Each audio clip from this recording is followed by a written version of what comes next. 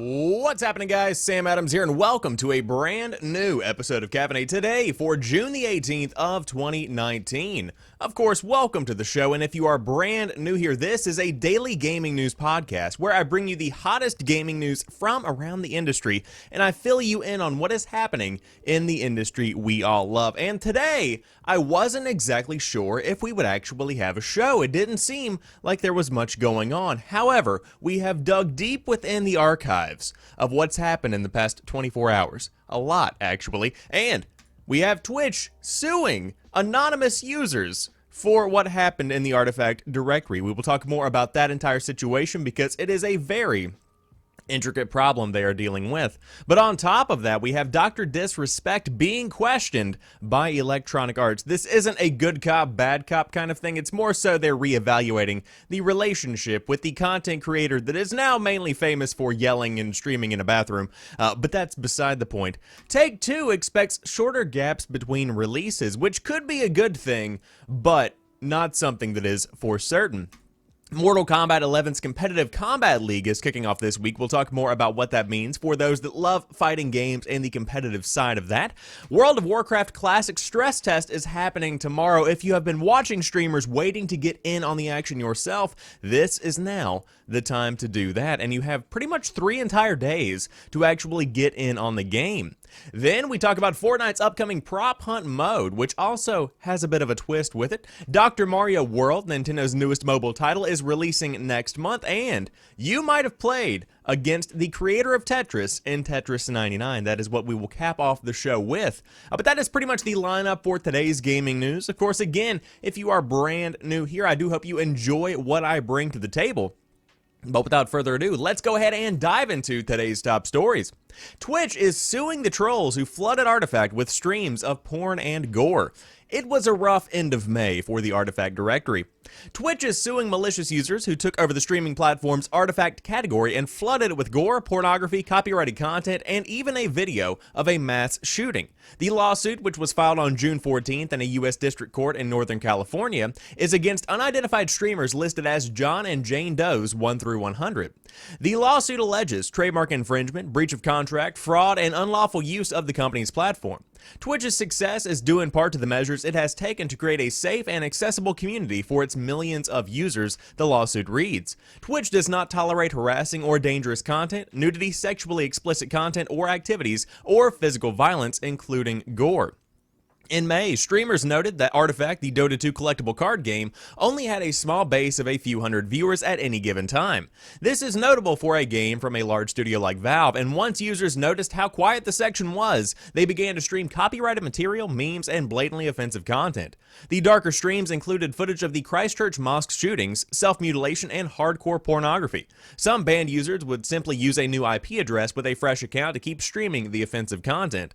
And the lawsuit cites these attempts, reading, and I quote, Twitch took down the post and banned the offended accounts, but the offensive video streams quickly reappeared using new accounts. It appears that defendants used automated methods to create accounts and disseminate offensive material as well as to thwart Twitch's safety mechanisms. Such methods are often referred to as bots. Defendants also use bots to artificially increase the popularity of these streams, broadcasting the offensive conduct, making those streams more easily discoverable by users just simply browsing Twitch. To protect the Twitch community, Twitch took the extremely disruptive step of disabling streaming for all newly created accounts for almost 2 days before imposing two-factor authentication for certain accounts. In response, defendants sought to evade these steps using old accounts as well as accounts purchased from other users. Twitch alleges in the lawsuit that the raid lasted so long because users coordinated off-site using channels like Discord and Weebly to continue broadcasting streams. Twitch suspended the ability for new users to stream and proactively banned any user in the Artifact section not streaming Artifact on May 28th in order to get the situation under control. While it appears that Twitch does not know exactly who is responsible for the attack, the company says it will amend its lawsuit with the identified parties if and when the legal names of such persons or entities become known. The lawsuit may serve as a legal warning to other Twitch streamers who might attempt the same trick elsewhere on its site. And Twitch has provided a statement to Polygon via email which reads, "Over the weekend of May 25th, we became aware of a number of accounts engaging in a coordinated attack targeting the Artifact game directory to share content that grossly violates our terms of service. We worked with urgency to remove the offending content and suspend all accounts engaging in this behavior and are taking measures to prevent this from happening on our service in the future. We take these violations extremely seriously. We are pursuing litigation to identify these bad actors and will take all appropriate actions to protect our community." And of course, then they have a link to the entire lawsuit, which can be read in full. It's 18 pages long. That's a lot of content. I like reading the article better. But this pretty much gives you an overview of exactly what's happening within this new lawsuit, because this is something that has not been seen previously. Of course, we have seen on-site reprimandation, if that's a correct use of that word, for what happens on sites like YouTube, like Facebook, like Twitch, like Twitter, whatever it might be. You see bans, you see suspensions, you see that kind of thing, but you rarely see a company take a group of people to court. This is kind of breaking a new ground in a way for how companies punish what their users are actually doing when it is in fact against terms of service. Now, I do want to say that although these streams lasted for longer than they possibly should have, Twitch handled this situation incredibly well and in an overwhelmingly timely manner whenever all things are considered, because the nature of Twitch is incredibly difficult to deal with. And what I mean by this is that anybody can create an account and stream within just a few seconds. At least that's how it was on the weekend of May 25th. So if you were shut down, if your stream was taken offline, if your account was banned, unless Twitch IP banned somebody, then you could just simply make a new account, or you could even use a VPN and change up where you look like you are. It's a big situation that is very intricate, and it's very hard to deal with, especially when it is being used in a malicious kind of manner. It's just a very difficult situation. So, needless to say, there is a lot that has to be done on the back end still. There are a lot of issues that need addressing to ensure this truly doesn't happen in the future, because it is an embarrassment to Twitch. It really is whenever you have an Artifact directory completely and totally inundated with content that is overwhelmingly not related to the card game at all, number one, and number two, incredibly offensive, gross, vile, all that various, description. It was bad. It was really bad. So hopefully this will be dealt with in a timely manner. It seems like this is the step in the right direction for Twitch, and hopefully people are held accountable for their actions, because there is this facade, there's this fake wall between people and other people on the internet. It's not there. Whenever you're online, think of it like you're talking to a group of people. That's simply what it is. If you want to go into a crowded mall and yell profanities, you're probably going to be held accountable for that. Needless to say, the same thing is going to happen when you go online. That's the end of the story. Sorry, but I'm not sorry. Moving on to the next topic of the day, a continuation of the Dr. Disrespect situation that we talked about last week on the show. But let's start off with what happened last Friday. EA holds a Building Healthy Communities Summit pledging to fight toxicity. And of course, you can pretty much read into what that is. Basically, EA held this event to show how they are combating bullying and toxic behavior in its games and in its entire gamer culture. But there was an update yesterday talking about the relationship with Dr. Disrespect. The publisher has issued a statement to GamesIndustry.biz regarding its future relationship with streamer Guy Baum, otherwise known as Dr. Disrespect, who made a sponsored appearance at EA Play just days before having his E3 badge revoked for bringing a camera crew into a public bathroom multiple times and filming himself along with a number of bystanders. The statement reads as follows: "We are aware of the recent news surrounding Dr. Disrespect and disappointed to see what has happened. We are evaluating our relationship with him as we expect the creators we work with to conduct themselves in a manner that is consistent with EA's values."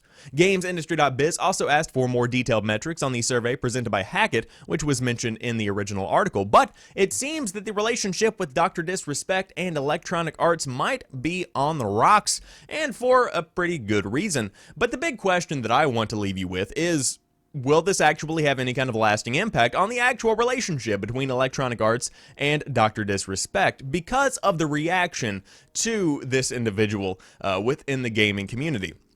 Now, whenever you go on Twitter and you go on Dr. Disrespect's Twitter page, you see a YouTube recap of everything that happened at E3 while he was offline because, again, banned from Twitch for a hot minute. You then have the posting of new emotes that poke fun at the fact that he was in a bathroom peeking over a stall wall, I guess is the best way to put that, door perhaps, but you see all these situations in which he just is completely and totally blatantly disregarding the fact that he was ever banned from Twitch to begin with, and just kind of continuing being the character of Dr. Disrespect, being the loud, the proud, the overwhelmingly boisterous, I suppose, is the best phrasing, Dr. Disrespect character. And of course, that's what people love. You see his community rallying. You see people online favoriting his tweets, all of that good stuff. I'm one of those. I'm sorry to say it, but I mean, the character of Dr. Disrespect is just distilled testosterone. It is just something that is completely and totally unique. You see no one else doing what Dr. Disrespect is doing, and that creates a very strange situation whenever you're talking about punishing somebody, because it's not who Guy Bomb is. You know what I mean? Dr. Disrespect and Guy Bomb are two completely different people. One's a character, one is a former developer that has turned into a streamer. He has a persona that he puts on, and that was part of the persona. And I think that there's a separation in his mind and also in the minds of his followers. And so whenever you follow Dr. Disrespect, you're not necessarily following Guy Bomb, but in the eyes of the law, in the eyes of Twitch, in the eyes of everybody, these are the same people, essentially. And so there has to be some kind of accountability for both parties because they're literally one party. That's the definition of being a person. So that's kind of the situation we have with Dr. Disrespect, where it is incredibly complicated because of the nature of his content. But in addition to that, you also have a lot of companies beginning to question the relationship with streamers in 2019, and EA, between Dr. Disrespect, is one of those. But interesting time to be in the streaming space, interesting time to be into gaming. Of course, E3 was a very exciting time, but still, you can't go filming in a bathroom, as I said last week. This is common sense. This is not something that should be done. Number one, because you never know who's going to be in there, like, you know, putting baby powder on the nether regions. You can't assume things whenever you're walking into a bathroom. And so to walk in with an entire production crew following you around E3, that was a bad decision. You know, that was probably a pretty bad one. However, let's move on and talk about gaming news, the news that is actually about games, shall we? Take-Two expects shorter gaps between releases of games. CEO Strauss Zelnick talks about release planning, working with third-party studios, next-gen unions, and E3. A big interview with the big boy over there on GamesIndustry.biz. When Borderlands 3 launches later this year, it will arrive almost exactly 7 years after Borderlands 2. 8 years passed between the launches of Red Dead Redemption and Red Dead Redemption 2. It's been 6 years since Grand Theft Auto 5 and BioShock Infinite even came out, and neither franchise has a sequel even announced, much less ready to launch in the near future. There are a number of reasons for these extended waits between major new releases. AAA games are bigger and more expensive than ever. Downloadable content and offerings like Grand Theft Auto Online keep developers busy and catalog titles relevant longer. While Take-Two chairman and CEO Strauss Zelnick acknowledges that the gap has been growing, he tells GamesIndustry.biz at last week's Electronic Entertainment Expo in Los Angeles that he sees that trend coming to an end. I don't see it expanding further, Zelnick says. In fact, I would expect in many instances it may compress. I think you're right in that our ability to engage with consumers on an ongoing basis has resulted in some less pressure on getting to market with an all-new title. But we find that intersection between the time it takes our creators to do the best work in the industry, on the one hand, and what the consumer wants, recognizing that building anticipation is a good thing. And we believe in resting titles as a great thing. I was a real outlier 12 years ago when we said we don't think it makes sense to annualize non-sports titles, and now most people would agree. I think 8 years is probably a bit too long. When asked what will drive that change, Zelnick points to bigger and better teams and improved development tools. He also suggests the recent trends that have exacerbated the problem could also remedy it in parts of games to adapt them. It's possible that games may be a bit shorter than they were in certain instances, Zelnick says. It's possible that the ability to deliver content on an ongoing basis for a long time after an initial release of a hit would mean that perhaps that initial release wouldn't be as long in terms of a number of hours of gameplay as previously had been demanded in a world where that was all you were getting. That's not to say he sees a sea of change away from the trend of AAA publishers aiming for fewer, bigger, better titles. I still think it will be a fewer, bigger, better strategy, Zelnick Zelnick says. All entertainment businesses in maturity are top 10 businesses at any given time. All of them, there are no exceptions. Having major franchises launch new games on a shorter schedule would help with another of Take-Two's current pushes, namely having a strong slate of major AAA releases each year. It's something that has been an issue for the publisher, particularly in 2017, when a delay to Red Dead Redemption 2 left it without a major release outside of its NBA and WWE titles. Red Dead Redemption 2's launch ticked off the major release part of the company's 2018 checklist, while Borderlands 3 will do some heavy lifting for the company's 2019 financials, with an assist from the first new standalone releases from the Private Division label, Outer Worlds, and Ancestors: The Humankind Odyssey. Given that all three of those titles are developed by external studios anyway, we ask Zelnick why one project is 2K Games and the other two are on Private Division. Borderlands is a big AAA title that looks, in terms of what resources were required and the breadth of the title itself, looks very much like something we would do inside our company, Zelnick says. So it fits with one of our labels. What Private Division is doing is working with much smaller teams with highly capable, experienced independent developers and offering a pretty light touch. So we're offering marketing, we're certainly offering financing, but the creative freedom on those part of those developers is very, very significant. And of course, the interview does go on, but the big news has been broken here. They are trying to lower the amount of time between releases over there at Take-Two, which could be a very good thing for consumers if handled appropriately. So, when it comes to a delay, let's just take Red Dead Redemption 2 for example. I am a full believer in the idea that a delay can do wonders for any given game at any given time, because developers and publishers and everybody behind the scenes, they need the proper amount of time to ensure that the experience they want to present is there. They need to ensure that their product is finished. It's almost like if you are baking a cake and you take it out too early, the cake is not going to be good. If you are baking a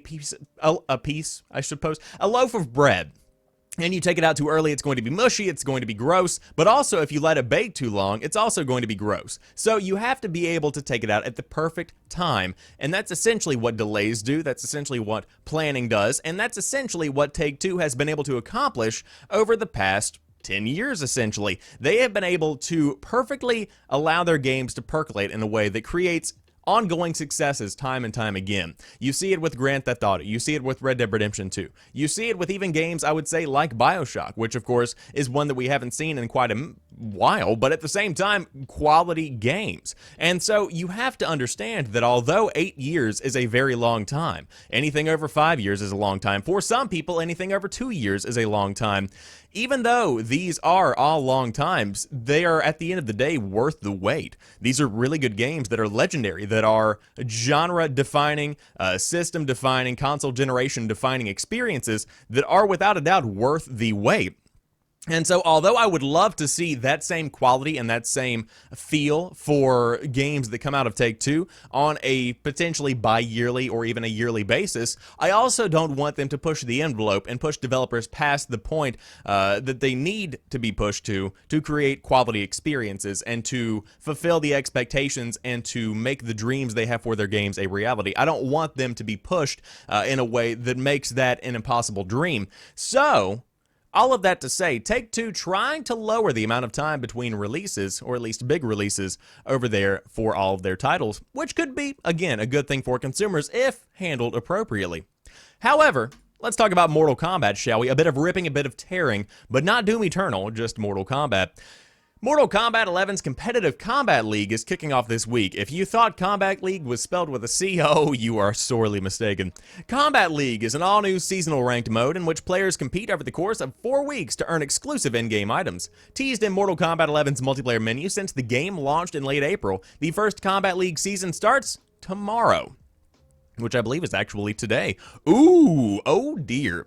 Each Combat League season will see players fighting ranked matches against similarly skilled opponents, progressing through 9 tiers, beginning with Apprentice and ending with Elder God. At the end of the 4-week competition, players will earn cosmetic rewards based on the highest rank they achieved during that season, so once they reach Elder God, they can nap for the rest of the event without fear of missing out on cool garb. Players can also win rewards by completing both daily and season missions, like spilling a certain amount of blood during the event. Yes, blood. Each Combat League event will be themed, and the first one is called Season of Blood. Advancing through the ranks in this season will earn players special skins that are black, white, and red all over. The Season of Blood event starts today, June the 18th, which is also when Combat Pack 1 owners get early access to Shang Tsung. Coincidence? Probably not. So if you do want to dive in and check out the world of Mortal Kombat 11, let me tell you right now, it is gory, it is disgusting, it is absolutely fantastic. Of course, I'm not one for fighting games, never have been, never been good at them, but when it comes to watching competitive Mortal Kombat, oh my gosh, it is just the most testosterone-filled, action-packed experience you could ever even imagine. But if you do want to check out the Kombat League, again, it starts today. You can get some pretty cool in-game cosmetics for the Season of Blood. And of course, there is an entire video breaking down exactly what you can expect. There is a scorpion skin. Of course, if you did want to check out an icon of the Mortal Kombat franchise. But very cool stuff. Always excited to see what the guys over there behind the scenes at NetherRealm pump out. They have been in the news recently for a lot of crunch, a lot of involuntary dedication, if you will, to the franchise, but at the same time, Mortal Kombat 11 looks like a pretty good game. And of course, you can dive into the Kombat League, which begins today if you do want some cosmetics. But if you aren't a fighting games fan and you're more of a World of Warcraft fan, I have good news for you. World of Warcraft Classic Stress Test is happening tomorrow, and that is actually tomorrow, June the 19th. If you have an active World of Warcraft subscription, you can jump into a Classic server tomorrow for testing. Blizzard is hosting a limited time stress test for the upcoming World of Warcraft Classic beginning tomorrow, June the 19th. The test is only available to subscribers in the Americas and Oceania. I think I said that correctly. Strange to have both of those regions specifically. The download should go live today. The servers will follow tomorrow at 2 p.m. Pacific Time, 5 p.m. Eastern Time, and it'll wrap up on Friday, June 21st. During the test, you will have access to all races and classes. The level cap is 15, but you will be able to play open world activities as well as instance content, such as the Warsong Gulch for PvP, Ragefire Chasm, Wailing Caverns, and Dead Mines, if you did want to dive in and see what WoW Classic will be bringing this fall.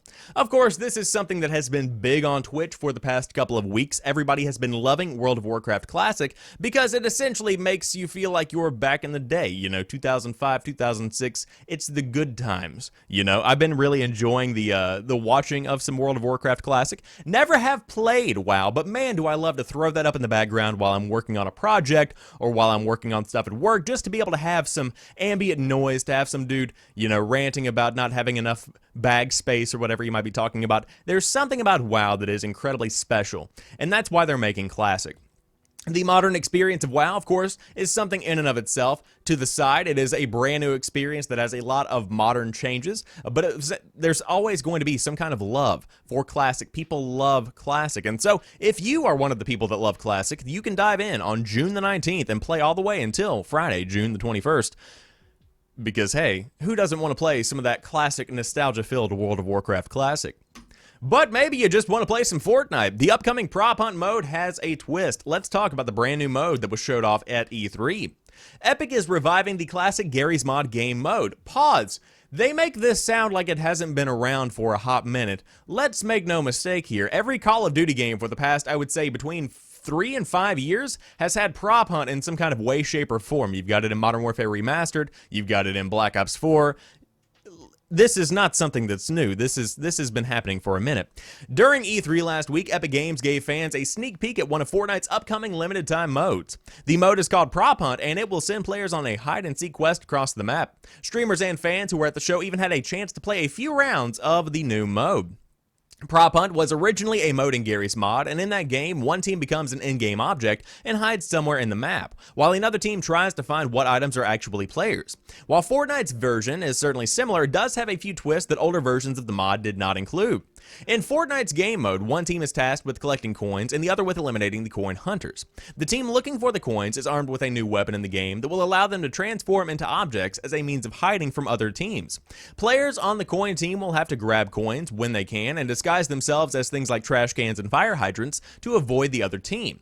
Every match in the mode will be 2 rounds. Rounds last 5 minutes, and the team swaps sides when a round ends. The mode takes place in a specially designed arena that's littered with objects for the coin players to disguise themselves as. And in the arena that Epic was using for the E3 demo, there were several buildings and lawn flamingos, potted plants, as well as all kinds of other random items strewn about.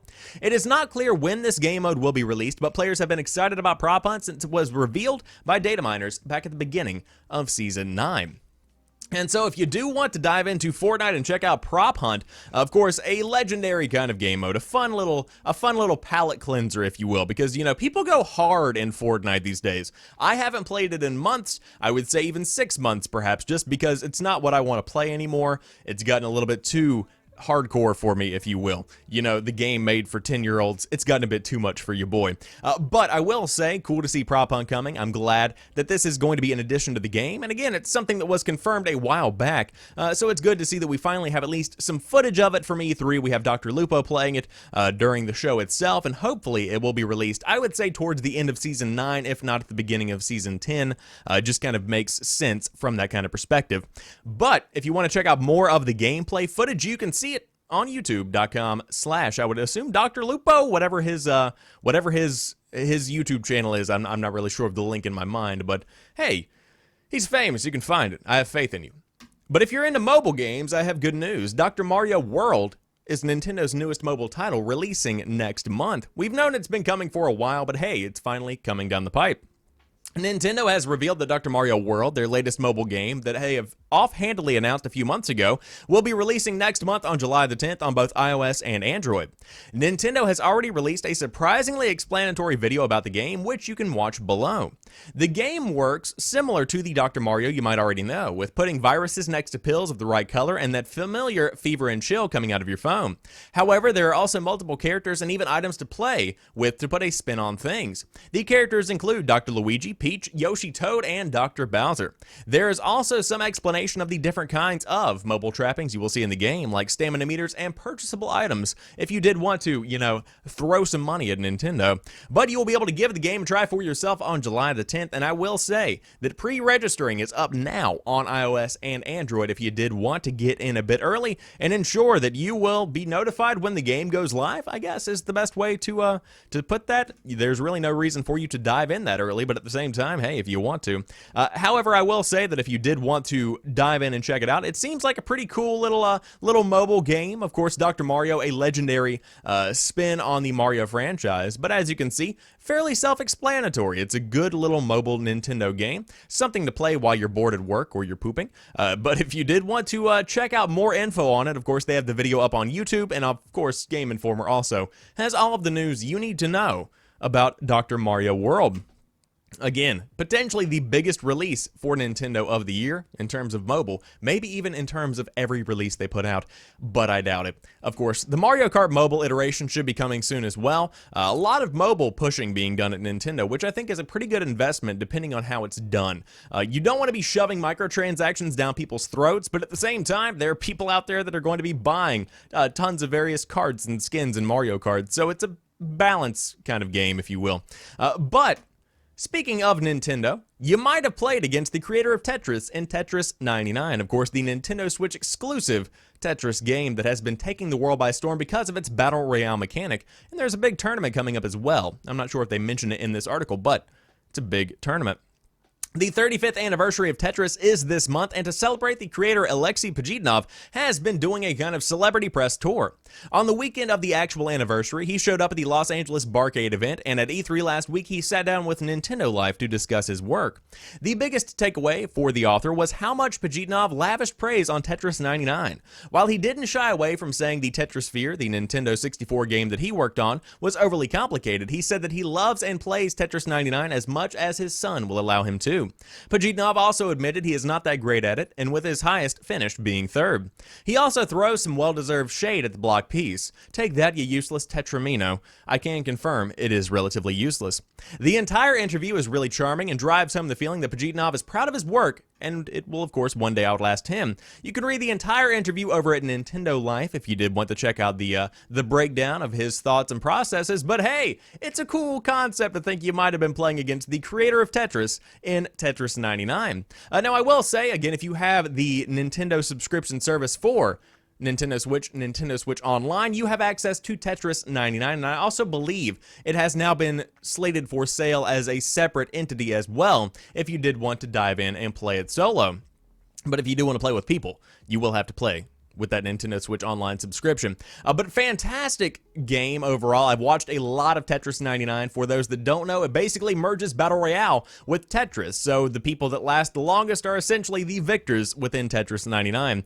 So to see that the creator of Tetris has not won a match yet, number one, shocking. Number two, that proves just how good people are at Tetris. But if you did want to dive in and give it a play, again, Tetris 99 out right now on the Nintendo Switch, hopefully coming to other platforms at some point. I would really, really love that. I would really love that. I want to make it clear, I really want that. I need that.